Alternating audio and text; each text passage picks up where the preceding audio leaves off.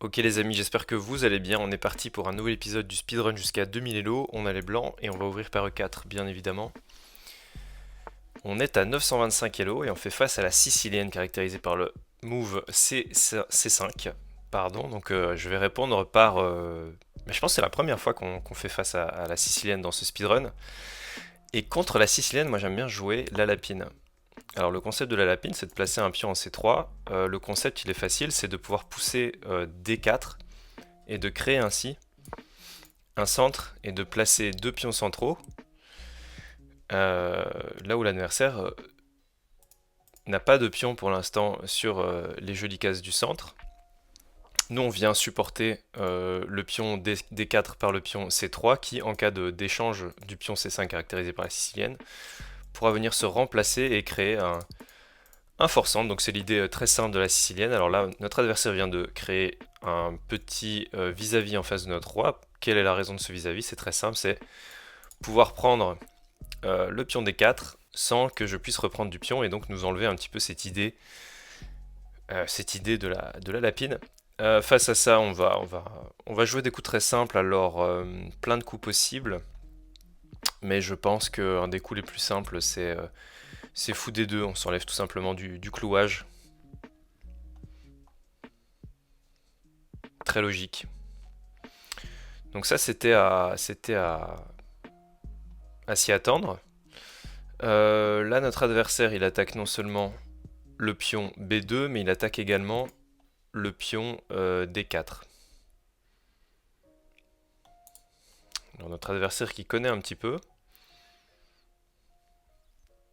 Si je joue un coup comme Dame C2, il y a prise, prise et prise de la Dame. Ce qui est assez embêtant. Donc, qu'est-ce qu'on peut faire? On a, je pense, l'échange des dames qui est un petit peu, qui me semble assez logique en réalité. C'est ce que je vais faire. On va peut-être rentrer rapidement dans une finale. Même si j'ai pas trop envie. Est-ce qu'on a d'autres options?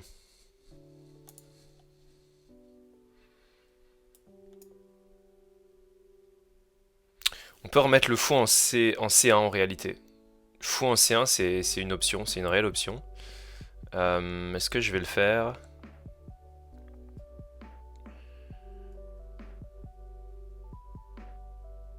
J'ai pas trop envie de le faire, hein. On va plutôt placer la dame ici et en cas d'échange, on échangera, on aura le centre et on aura une belle colonne ouverte pour notre tour. Ça me semble très bien, j'avais pas envie de remettre le fou sur sa case de départ.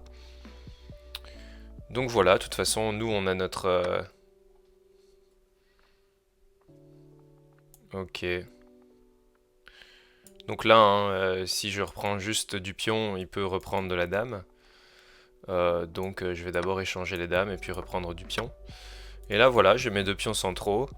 J'ai rien accompli d'extraordinaire. Donc là, il développe son cavalier, il attaque un pion. On va développer notre cavalier et défendre le pion. Donc voilà, écoutez, c'est la première finale assez rapide du speedrun. Là pareil, alors là j'ai quand même bien envie de placer mon fou. Mon fou qui serait bien placé parce qu'il va taper sur le pion. Et donc je menace déjà ce petit coup. Voilà, ça mange pas de pain, mais... Enfin, est-ce que je le menace? Bon là déjà... Bon là il y a une fourchette. Alors attention parce que on a le coup intermédiaire ici. Ce sur quoi il pourrait venir gagner la tour. Donc ça peut être... il faudra faire attention à ça. Euh, Donc est-ce que je menace vraiment la fourchette? Je peux peut-être commencer par ça pour être sûr. Alors... Ouais, ça me semble. De toute façon, je veux pas créer de contre-jeu possible. De toute façon, je me laisse ce pion-là sous la main à un moment donné. La fourchette reste possible. Voilà, certains auraient peut-être crié. Ouais, ça c'est très bizarre par contre. D'accord, il veut peut-être enlever la défense de ce pion-là, mais c'est pas très grave. Donc là, mon adversaire avait peut-être l'impression que le pion n'était pas défendu, mais il est défendu par le cavalier, hein. Alors, quand votre adversaire fait un coup très bizarre comme ça, regardez un petit peu quelle est quelle est son idée. Est-ce qu'il y a une idée derrière le coup? Moi, je regarde ici la prise. Et je vois que oui, mon pion en A2 est doublement attaqué et défendu qu'une seule fois, ne sera défendu qu'une seule fois. Mais est-ce que c'est grave? Est-ce que ça vaut le coup? Est-ce qu'il y a un contre-jeu massif? Je ne pense pas en tout cas. Donc toujours faire attention. De toute façon, le cavalier ici ne peut pas bouger, il est cloué. Donc là, je vais juste croquer la pièce que m'offre mon adversaire. Et à partir de là, j'ai envie de dire tout va bien, tout va pour le mieux. Alors, si je bouge mon cavalier, là je perds la tour. Donc là c'est assez fortuit. Donc ici, je vais m'empresser de faire un petit coup de F3 pour venir, en cas de prise, renforcer mon centre, remettre mes deux pions centraux, et surtout protéger ma tour qui aurait été attaquée. Alors maintenant je peux bouger mon cavalier. Là ça peut vraiment faire sens de bouger mon cavalier, parce qu'il y a plus de problème sur G2. Je ne perdrai plus ma tour. J'attaque le fou. Si le fou bouge ici, j'ai toujours la fourchette. Donc pas de souci. Ok, très bien. Alors ici, on voit que le fou est attaqué. Et que je pourrais enlever ce défenseur en jouant A3. Imaginons cavalier bouge, là je peux manger. Mais problème, si je fais A3, en fait il y a une fourchette ici, qui est assez pénible. Donc je pense que pour m'enlever de tous les problèmes apparents, je vais jouer un petit coup de roi D2. Et là on voit que je m'enlève de pas mal de problèmes, parce qu'il y avait toujours cette case-ci qui était... Et on voit que son fou est enterré, sa tour ne joue pas, sa tour ici joue, il a 3 pièces qui jouent, mais moi j'ai mes pièces qui vont arriver et qui vont déferler. Donc ça va être intéressant. Alors, là j'ai ce fameux coup à 3, parce que cavalier doit bouger, ou ici, hein. Et en fait, ça défend ce pion qui était depuis tout à l'heure attaqué.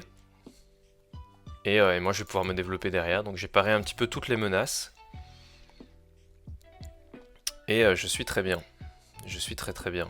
On va juste se développer. Le pion ici il est très bien placé parce qu'il venait empêcher un petit peu les rebonds du cavalier. Alors,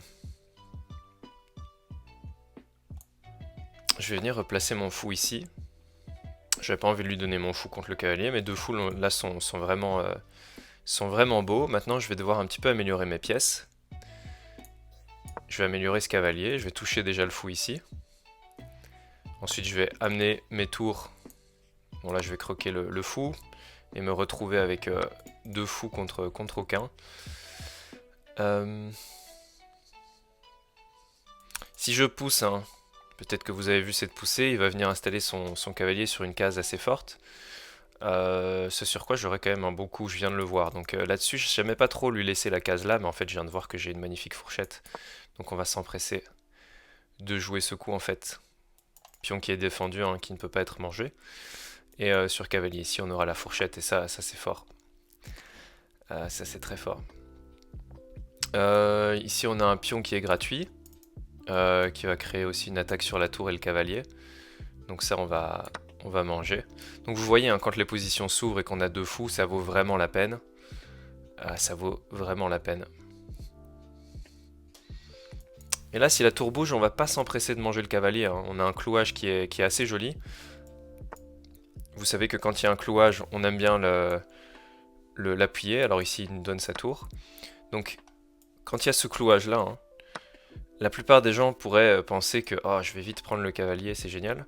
Mais on peut vraiment appuyer le clouage, hein. Et quand je dis appuyer le clouage, c'est par exemple en jouant ceci, puis bouger le cavalier quelque part, et venir manger bêtement.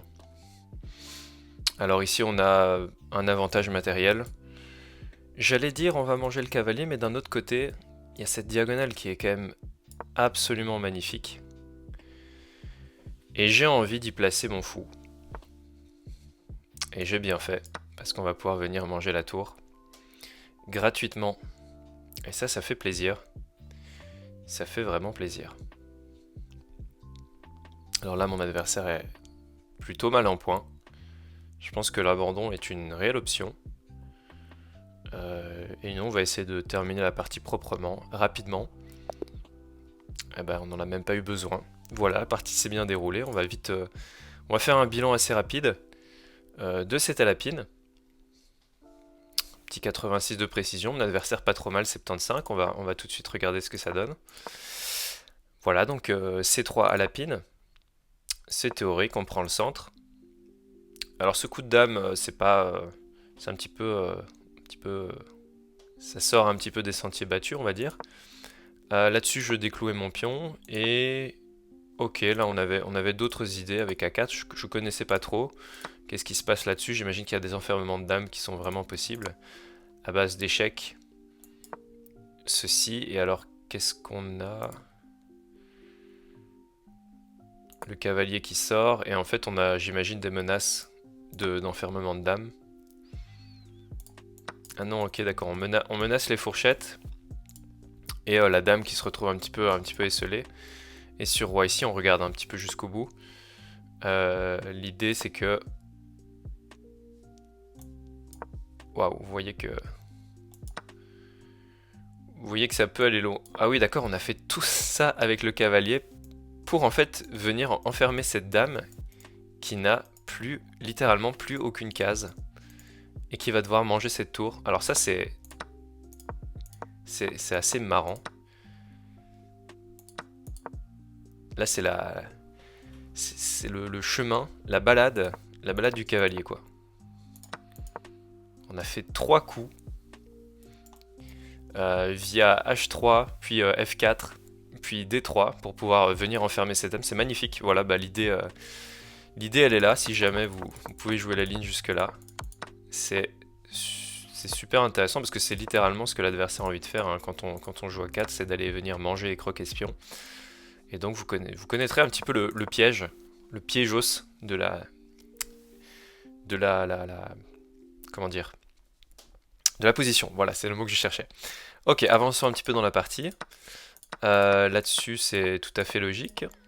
Là, on a fait des développements et la grosse erreur. Alors, j'imagine que le meilleur coup était la fourchette. Voilà, c'est pour ça que... alors, sur fourchette, j'aimais pas trop le contre-jeu qui était donné. Mais en fait, on pouvait prendre la pièce parce que j'imagine que le cavalier allait être enfermé. Et qu'on allait pouvoir le croquer dans un deuxième temps. Par exemple, là-dessus, voilà, on avait un échec.